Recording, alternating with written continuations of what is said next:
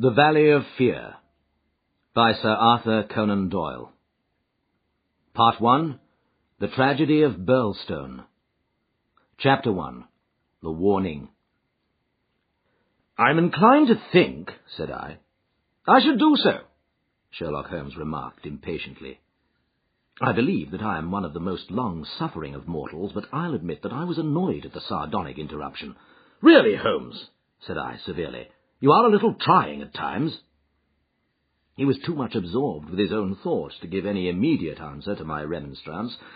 He leaned upon his hand with his untasted breakfast before him, and he stared at the slip of paper which he had just drawn from its envelope. Then he took the envelope itself, held it up to the light, and very carefully studied both the exterior and the flap. "It is Porlock's writing," said he thoughtfully.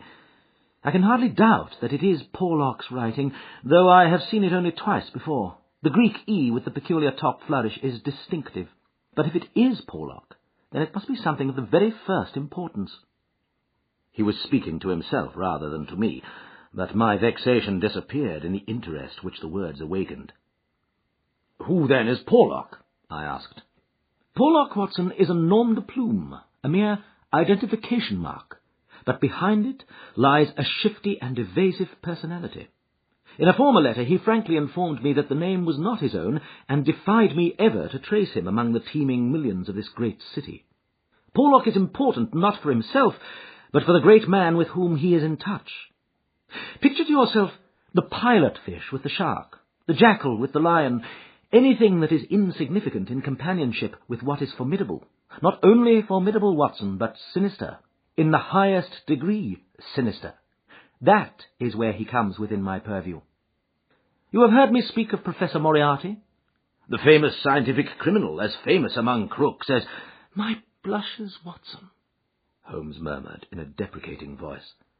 "I was about to say, as he is unknown to the public." "A touch, a distinct touch," cried Holmes. "You are developing a certain unexpected vein of porky humour, Watson, against which I must learn to guard myself. But in calling Moriarty a criminal, you are uttering libel in the eyes of the law, and there lie the glory and the wonder of it. The greatest schemer of all time, the organizer of every devilry, the controlling brain of the underworld, a brain which might have made or marred the destiny of nations. That's the man. But so aloof is he from general suspicion, so immune from criticism, so admirable in his management and self-effacement, that for those very words that you have uttered he could hale you to a court and emerge with your year's pension as a solatium for his wounded character. Is he not the celebrated author of The Dynamics of an Asteroid, a book which ascends to such rarefied heights of pure mathematics that it is said that there was no man in the scientific press capable of criticizing it? Is this a man to traduce? Foul-mouthed doctor and slandered professor. Such would be your respective roles. That's genius, Watson. But if I am spared by lesser men, our day will surely come." "May I be there to see it!" I exclaimed devoutly. "But you were speaking of this man Porlock." "Ah, yes. The so-called Porlock is a link in the chain some little way from its great attachment. Porlock is not quite a sound link, between ourselves. He is the only flaw in that chain so far as I have been able to test it." "But no chain is stronger than its weakest link." "Exactly, my dear Watson. Hence the extreme importance of Porlock. Led on by some rudimentary aspirations towards right, and encouraged by the judicious stimulation of an occasional £10 note sent to him by devious methods, he has once or twice given me advance information which has been of value, that highest value which anticipates and prevents rather than avenges crime. I cannot doubt that if we had the cipher we should find that this communication is of the nature that I indicate." Again Holmes flattened out the paper upon his unused plate. I rose, and, leaning over him, stared down at the curious inscription, which ran as follows: 534 C2 13 127 36 31 4 17 21 41 Douglas 109 293 5 37 Burlstone 26 Burlstone 9 47, 171. What do you make of it, Holmes? It is obviously an attempt to convey secret information. But what is the use of a cipher message without the cipher? In this instance, none at all. Why do you say, in this instance? Because there are many ciphers which I would read as easily as I do the apocrypha of the agony column. Such crude devices amuse the intelligence without fatiguing it. But this is different. It is clearly a reference to the words in a page of some book.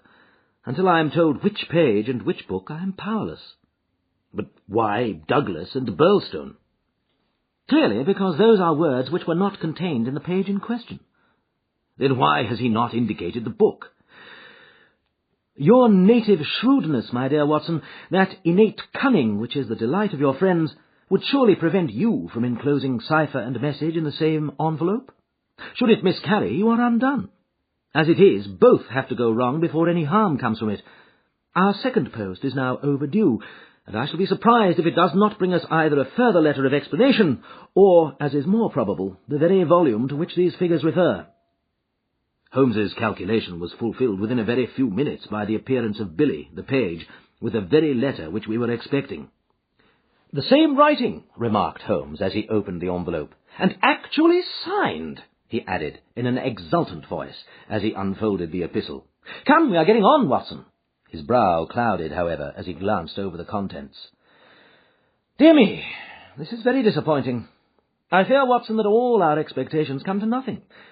I trust that the man Porlock will come to no harm. Dear Mr. Holmes," he says, "I will go no further in this matter. It is too dangerous. He suspects me. I can see that he suspects me. He came to me quite unexpectedly after I had actually addressed this envelope with the intention of sending you the key to the cipher. I was able to cover it up. If he had seen it, it would have gone hard with me, but I read suspicion in his eyes. Please burn the cipher message, which can now be of no use to you. Fred Porlock." Holmes sat for some little time, twisting this letter between his fingers, and frowning as he stared into the fire. "After all," he said at last, "there may be nothing in it. It may be only his guilty conscience. Knowing himself to be a traitor, he may have read the accusation in the other's eyes." "The other being, I presume, Professor Moriarty." "No less. When any of that party talk about he, you know whom they mean. There is one predominant he for all of them." "But what can he do?" That's a large question. When you have one of the first brains of Europe up against you, and all the powers of darkness at his back, there are infinite possibilities. Anyhow, friend Porlock is evidently scared out of his senses. Kindly compare the writing in the note to that upon its envelope, which was done, he tells us, before this ill-omened visit. The one is clear and firm, the other hardly legible. "Why did he write at all? Why did he not simply drop it?" "Because he feared I would make some inquiry after him in that case, and possibly bring trouble on him." "No doubt," said I, "of course." I had picked up the original cipher message and was bending my brows over it. It's pretty maddening to think that an important secret may lie here on this slip of paper, and that it is beyond human power to penetrate it. Sherlock Holmes had pushed away his untasted breakfast, and lit the unsavoury pipe which was the companion of his deepest meditations. "I wonder," said he, leaning back and staring at the ceiling, "perhaps there are points which have escaped your Machiavellian intellect. Let us consider the problem in the light of pure reason. This man's reference is to a book. That is our point of departure." "A somewhat vague one." "Let us see, then, if we can narrow it down. As I focus my mind upon it, it seems rather less impenetrable.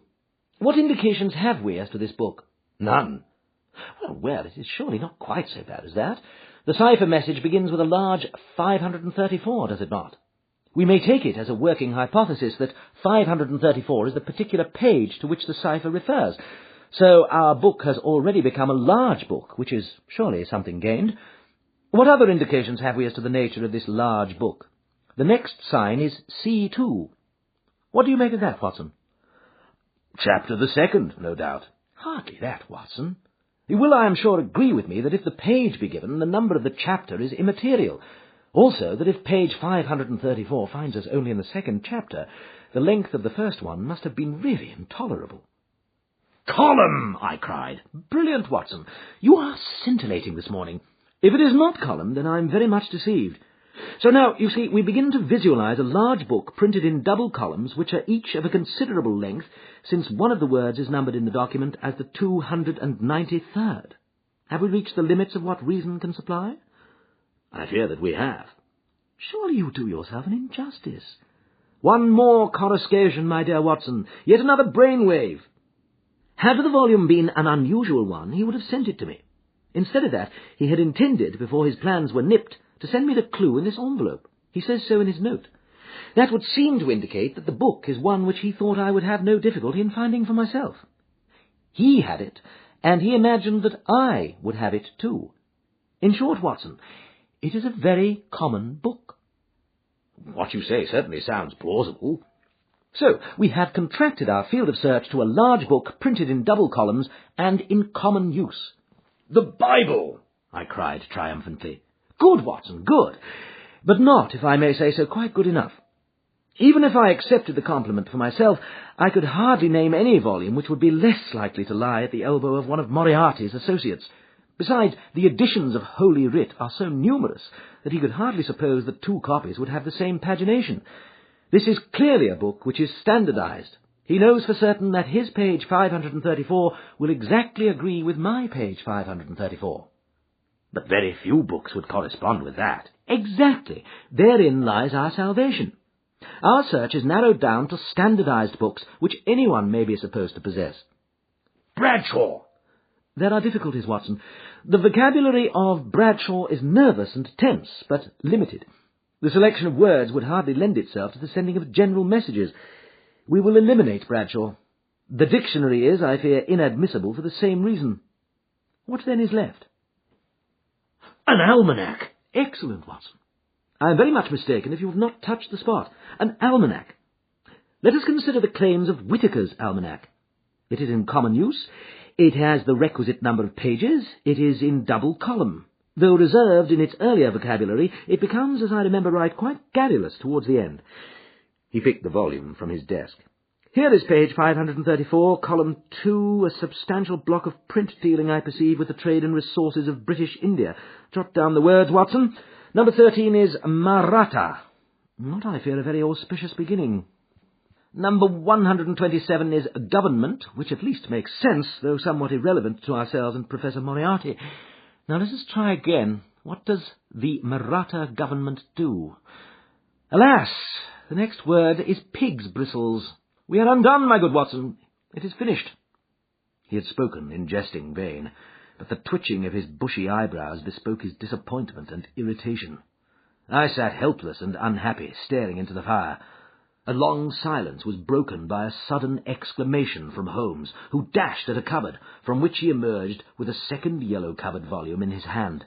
"We pay the price, Watson, for being too up-to-date," he cried. "We are before our time, and suffer the usual penalties. Being the 7th of January, we have very properly laid in the new almanac. It is more than likely that Porlock took his message from the old one. No doubt he would have told us so had his letter of explanation been written. Now let us see what page 534 has in store for us. Number 13 is there, which is much more promising. Number 127 is. There is. Holmes' eyes were gleaming with excitement, and his thin, nervous fingers twitched as he counted the words. Danger! Ha-ha! Capital! Put that down, Watson. There is danger. May come very soon. 1. Then we have the name Douglas. Rich country now at Burlston. House. Burlston. Confidence is pressing. There, Watson. What do you think of pure reason and its fruit? If the greengrocer had such a thing as a laurel wreath, I should send Billy round for it. I was staring at the strange message which I had scrawled, as he deciphered it, upon a sheet of foolscap on my knee. "What a queer, scrambling way of expressing his meaning," said I. "On the contrary, he has done quite remarkably well," said Holmes. "When you search a single column for words with which to express your meaning, you can hardly expect to get everything you want. You are bound to leave something to the intelligence of your correspondent. The purport is perfectly clear. Some devilry is intended against one Douglas, whoever he may be, residing, as stated, a rich country gentleman. He is sure, confidence was as near as he could get to confident, that it is pressing. There is our result, and a very workmanlike little bit of analysis it was. Holmes had the impersonal joy of the true artist in his better work, even as he mourned darkly when it fell below the high level to which he aspired. He was still chuckling over his success when Billy swung open the door, and Inspector MacDonald of Scotland Yard was ushered into the room. Those were the early days at the end of the 80s, when Alec MacDonald was far from having attained the national fame which he has now achieved. He was a young but trusted member of the detective force who had distinguished himself in several cases which had been entrusted to him. His tall, bony figure gave promise of exceptional physical strength, while his great cranium and deep-set, lustrous eyes spoke no less clearly of the keen intelligence which twinkled out from behind his bushy eyebrows. He was a silent, precise man, with a dour nature and a hard Aberdonian accent. Twice already in his career had Holmes helped him to attain success, his own sole reward being the intellectual joy of the problem. For this reason, the affection and respect of the Scotchman for his amateur colleague were profound, and he showed them by the frankness with which he consulted Holmes in every difficulty. Mediocrity knows nothing higher than itself, but talent instantly recognizes genius, and MacDonald had talent enough for his profession to enable him to perceive that there was no humiliation in seeking the assistance of one who already stood alone in Europe, both in his gifts and in his experience. Holmes was not prone to friendship, but he was tolerant of the big Scotchman, and smiled at the sight of him. "You are an early bird, Mr. Mac," said he. "I wish you luck with your worm. I fear this means that there is some mischief afoot." "If you said hope instead of fear, it would be nearer the truth, I'm thinking, Mr. Holmes," the inspector answered with a knowing grin. "Well, maybe a wee nip would keep out the raw morning chill. No, I won't smoke, I thank you. I'll have to be pushing on my way, for the early hours of a case are the precious ones, as no man knows better than your own self. But... The inspector had stopped suddenly and was staring with a look of absolute amazement at a paper upon the table. It was the sheet upon which I had scrawled the enigmatic message. "Douglas!" he stammered. "Birlstone! What's this, Mr. Holmes? Man, it's witchcraft! Where in the name of all that is wonderful did you get those names?" "It is a cipher that Dr. Watson and I have had occasion to solve. But why? What's amiss with the names?" The inspector looked from one to the other of us in dazed astonishment. "Just this," said he, "that Mr. Douglas of Birlstone Manor House was horribly murdered last night."